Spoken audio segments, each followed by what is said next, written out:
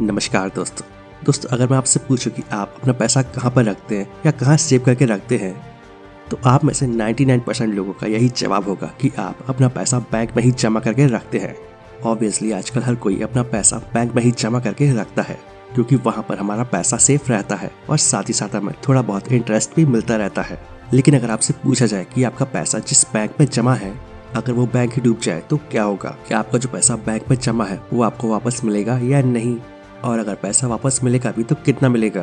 तो इन सभी सवालों के जवाब आपको आज इस वीडियो में मिल जाएंगे, तो ये वीडियो पूरा जरूर देखें क्योंकि ये वीडियो काफी इन्फॉर्मेटिव होने वाला है। और वीडियो पसंद आए तो इस वीडियो को लाइक और अपने दोस्तों के साथ शेयर भी कर दें। तो चलिए शुरू करते हैं। दोस्तों सरकार ने इस साल deposit insurance and credit guarantee corporation यानी DICGC कानून में संशोधन किया और डिपॉजिट अमाउंट पर बीमा को 5 गुना करने की घोषणा की थी। और इसके तहत अब बैंक के डूबने या बंद होने की कंडीशन में बैंक में जमा 5 लाख रुपए तक की रकम सुरक्षित है। लेकिन आपको बता दूं कि पहले ये अमाउंट सिर्फ 1 लाख रुपए था। जैसे मान लीजिए जिस बैंक में आपका खाता है उस खाते में आपके 50 लाख रुपए जमा हैं और अचानक से वो बैंक डूब जाता है तो ऐसी कंडीशन में अब आपको 5 लाख रुपए तो मिल ही जाएंगे, जबकि पहले ये अमाउंट सिर्फ 1 लाख रुपए था।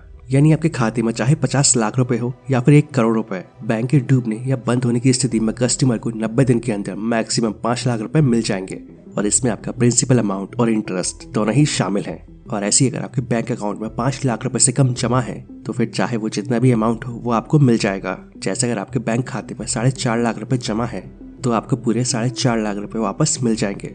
अब एक सवाल आता है कि ये पैसा आपको कौन देगा, तो आपको बता दूं कि आपको ये amount deposit insurance and credit guarantee corporation यानी कि DICGC देगा। DICGC रिजर्व बैंक की पूर्ण स्वामित्व वाली कंपनी है और देश के हर बैंक को इसके अंतर्गत रजिस्टर्ड किया गया है और साथ ही भारत में जिन विदेशी बैंकों की ब्रांचेस हैं वो भी इसके दायरे में आते हैं। और दोस्तों आपको ये पैसा 90 दिन के अंदर ही मिल जाएगा। बैंक के डूबने या बंद होने के 45 दिन में ही DICGC कस्टमर के खातों से जुड़ी सभी जानकारी कलेक्ट करेगा और इन्वेस्टिगेशन हो जाने के बाद अगले 45 दिन के अंदर कस्टमर को पूरा पैसा मिल जाएगा। यानी कि 5 लाख रुपए तक आपका जितना भी पैसा है वो पूरा का पूरा आपको वापस मिल जाएगा। दोस्तों शायद आपको ये बात जानकर हैरानी हो, लेकिन पहले इस प्रोसेस में 8 से 10 साल तक लग जाते थे क्योंकि पहले रिफंड के लिए सरकार बैंक को मर्ज करने या बेचने की कार्यवाही पूरी करती थी और उसके बाद ही कस्टमर्स को उनके पैसे लौटाए जाते थे। अब एक बड़ा सवाल ये आता है कि इस स्कीम के दायरे में कौन कौन से बैंक और अकाउंट्स आते हैं। तो आपको बता दूं कि ये स्कीम भारत में काम कर रहे सभी कमर्शियल बैंक पर लागू होती है। साथ ही इसमें विदेशी, ग्रामीण और सहकारी बैंक भी आते हैं। हालांकि सहकारी समितियां इस स्कीम के दायरे के बाहर हैं और इस स्कीम के अंदर saving account, fix deposit, recurring deposit सहित सभी तरह के खाते आते हैं। ये आप कैसे पता लगा सकते हैं कि आपका बैंक इंश्योर्ड है या नहीं, तो जैसा कि मैंने भी आपको बताया कि ये स्कीम सभी कमर्शियल बैंक पर लागू होती है। यानी कि आपका अकाउंट अगर किसी सरकारी या बड़े प्राइवेट बैंक में है तो आपका पैसा इंश्योर्ड है, लेकिन अगर आपका अकाउंट किसी ग्रामीण इलाकों में चलने वाली सहकारी समिति में है तो आपका पैसा इंश्योर्ड नहीं है। इसके अलावा आप DICGC की वेबसाइट पर जाकर भी इंश्योर्ड बैंक की लिस्ट का पता लगा सकते हैं। इस वेबसाइट का लिंक आपको नीचे डिस्क्रिप्शन में भी मिल जाएगा। आप उस लिंक पर क्लिक करके चेक कर सकते हैं कि आपका बैंक इंश्योर्ड है या नहीं। अगर आपके खाते में 5 लाख रुपए से ज्यादा है तो क्या वो सेफ है? दोस्तों 5 लाख रुपए तक की गारंटी तो DICGC लेता है, लेकिन इससे ज्यादा पैसों की गारंटी को लेकर फिलहाल कुछ भी साफ नहीं है। लेकिन अगर आपके 2 बैंकों में अलग अलग अकाउंट हैं और वो दोनों ही बैंक डूब जाते हैं या बंद हो जाते हैं तो क्या होगा?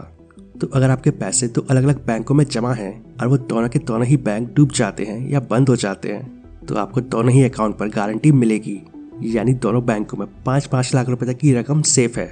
दोनों ही बैंकों से आपको 5-5 लाख रुपए मिल जाएंगे। लेकिन अगर एक ही बैंक में आपके अलग अलग अकाउंट हैं तो ये अमाउंट सिर्फ 5 लाख रुपए ही होगा। इसके अलावा क्या हमारा पैसा पब्लिक प्रोविडेंट फंड यानी कि PPF जैसी योजनाओं में सुरक्षित रहेगा?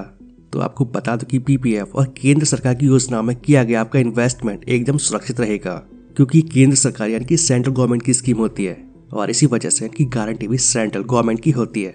वैसे देखा जाए तो बैंक तो सिर्फ एक मीडियम होता है।